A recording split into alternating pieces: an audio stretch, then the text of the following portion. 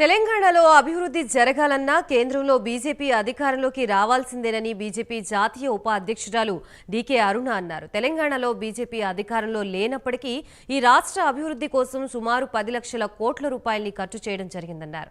BRS పార్టీతో బీజేపీకి అసలు పొత్తే ఉండదని డీకే అరుణ స్పష్టం చేశారు. ప్రజలు కాంగ్రెస్ పార్టీకి అవకాశం ఇచ్చారని, దీంతో రేవంత్ రెడ్డి బూరెల బుట్టలో పడ్డాడని అన్నారు. బొట్టలో బూరెలు తింటూ కూర్చోకుండా ప్రజల మంచి చెడ్డలు చూడాలని సూచించారు.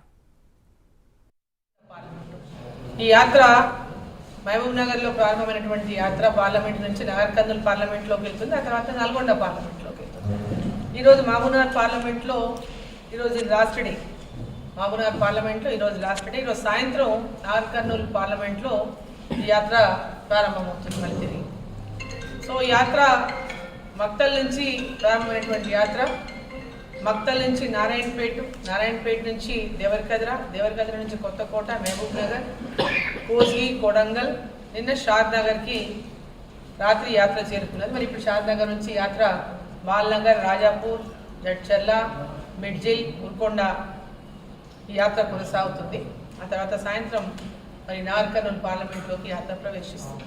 సో యాత్ర ప్రారంభమైనప్పటి నుంచి కూడా, విజయ సంకల్ప యాత్ర ప్రారంభమైనప్పటి నుంచి కూడా ప్రతి గ్రామంలో ప్రతి చోట ప్రజల నుంచి విశేషమైనటువంటి స్పందన ఈరోజు వస్తూ ఉంది. మోదీ గారిని, ఎందుకంటే రాబోయేటటువంటి పార్లమెంటు ఎన్నికల సందర్భంగా భారతీయ జనతా పార్టీ రాష్ట్రంలో యాత్రలను చేపట్టింది. గత 10 సంవత్సరాలు